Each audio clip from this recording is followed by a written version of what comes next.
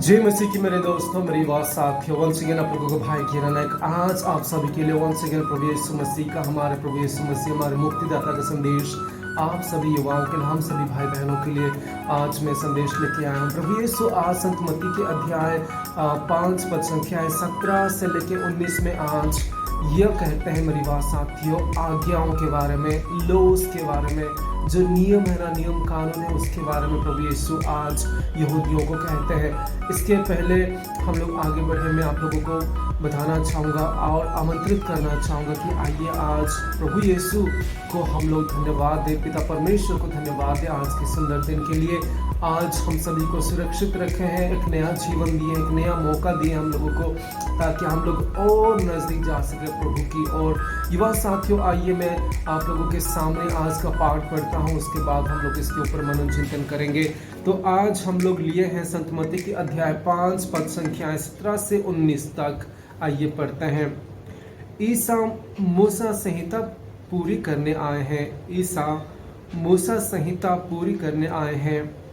यह न समझो कि मैं संहिता अथवा नबियों के लेखों को रद्द करने आया हूँ। उन्हें रद्द करने नहीं बल्कि पूरा करने आया हूँ। मैं तुम लोगों से यह कहता हूँ, आकाश और पृथ्वी भले ही टल जाए, किंतु संहिता की एक मात्रा अथवा एक बिंदु भी पूरा हुए बिना नहीं टलेगा। इसलिए जो उन छोटी सी छोटी आज्ञाओं में एक को भी भंग करता और दूसरों को ऐसा करना सिखाता है, वह स्वर्ग राज्य में छोटा समझा जाएगा। जो उनका पालन करता और उन्हें सिखाता है, वह स्वर्ग राज्य में बड़ा समझा जाएगा।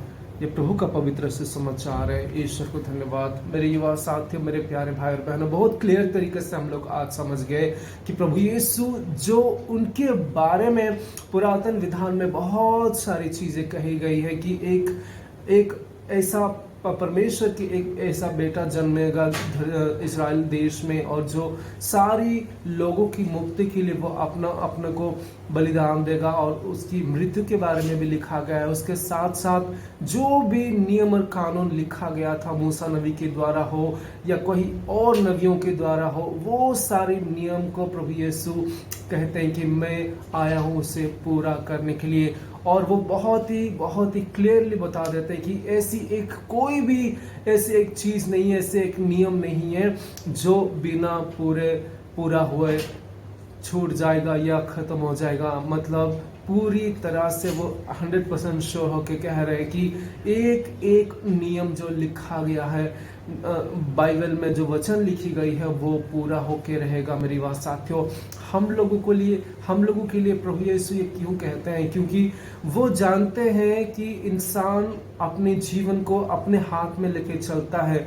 इंसान अगर वो चाहेगा तो सत्य की ओर चल सकता है, वो चाहेगा तो नरक की ओर चल सकता है। लेकिन प्रभु यीशु हम लोगों को एक मौका देते हैं कि हमारे जीवन में एक नियम और कानून होना चाहिए, एक रूल्स हम लोग फॉलो करना चाहिए, जो हम लोगों को परमेश्वर प्रभु यीशु मसीह हम लोगों को देते हैं, किस तरह हमारा जीवन आगे बिताना चाहिए और हम लोग किस तरह स्मूथली हमारा लाइफ को आगे लेते हुए स्वर्ग राज्य की भागीदारी माने। मेरी बात साथियों, अगर हम लोग विचार करेंगे तो 10 नियम, जो 10 कमांडमेंट्स, 10 नियम हम लोगों को दी गई है। इसमें हम लोगों का पूरी शुरू से लेकर आखिरी तक परमेश्वर से जुड़ी हुई प्रेम, उसके साथ साथ पड़ोसी के साथ जुड़ा हुआ प्रेम, उसके साथ साथ आपस में एक दूसरे के साथ, माँ बाप के साथ, सब कुछ यहाँ पे लिखा गया है। और ये हम लोगों का जीवन शैली को एक राह पे लेके चलता है। हम लोगों को एक अच्छी जिंदगी जीने के लिए ये नियम हम लोगों को मदद करता है। ये एक मोरल नियम हो गई,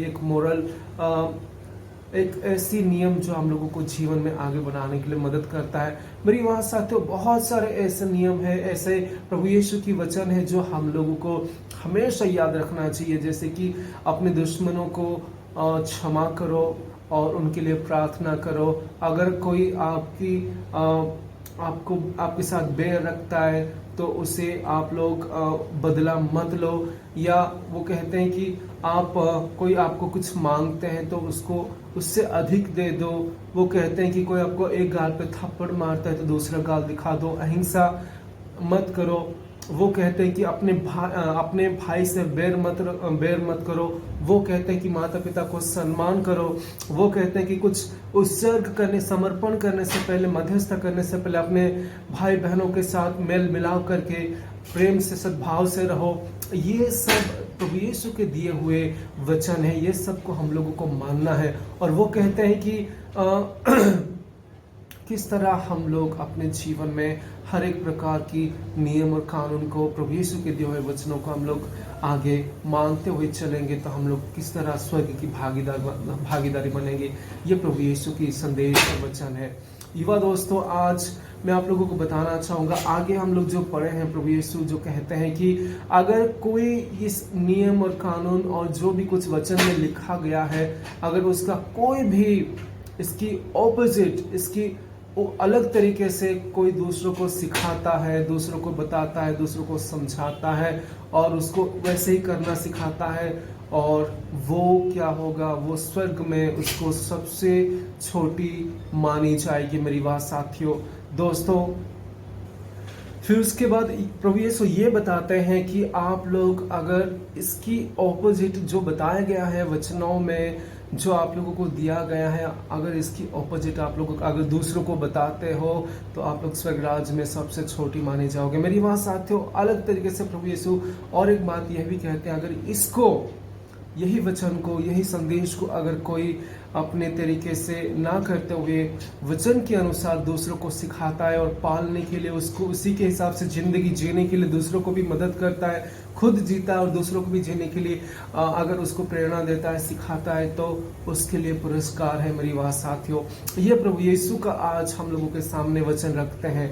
युवा साथियों, आप लोगों को बताना चाहूँगा कि आप युवा होने के नाते आप लोगों का फ्रेंड सर्कल होती है, दोस्तों की सर्कल्स होती है। आपके दोस्तों के सर्कल में क्या होता है, आप लोग कभी कभी एक दूसरे के बारे में ना सोचते हुए, अच्छी कार्य के बारे में ना सोचते हुए, पवित्रता के बारे में ना सोचते हुए, पाप के बारे में ना सोचते हुए, परमेश्वर को भय ना करते हुए आप गलत राह को पकड़ लेते हो और गलत चीज़ों में डूबते हो, गलत कार्य करते हो और दूसरों को भी करवाने के लिए सिखाते हो।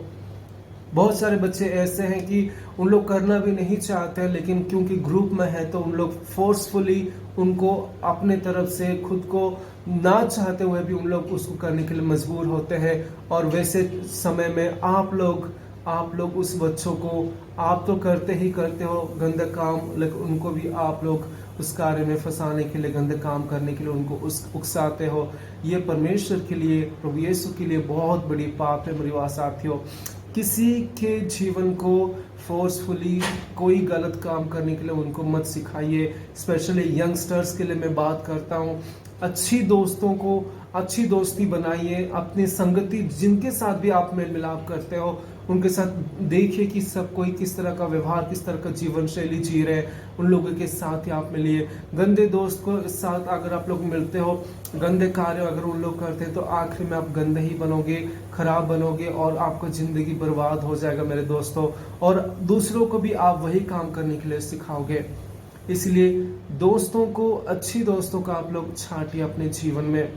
युवा साथियों, आज ऐसी एक भी बात ऐसा नहीं है जो परमेश्वर, प्रभु यीशु मसीह और पवित्र आत्मा के माध्यम से जो घटा हुआ है, घट रहा है और घटने वाला है, और ये 100% ट्रू है। ऐसा कोई बात नहीं जो कि छूट जाएगा।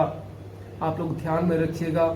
इसीलिए परमेश्वर के दिया हुआ हर एक नियम को, हर एक वचन को अपने जीवन में लागू करते हुए आगे बढ़िए, क्योंकि यही आप लोगों को, आपके जीवन को एक दिन स्वर्ग राज्य में प्रवेश पाने के लिए आप लोगों को मददगार बनेगा। मेरी बात साथियों, मदद करेगा आप लोगों को। धन्यवाद देता हूँ आप सभी का आज के वचन सुनने के लिए। सभी को जो मेरे वचन सुनते हैं, सभी को मैं धन्यवाद देता हूँ। आप लोगों को अगर अच्छा लगता है तो जरूर इसको दूसरों तक फॉरवर्ड कीजिएगा मेरे दोस्तों।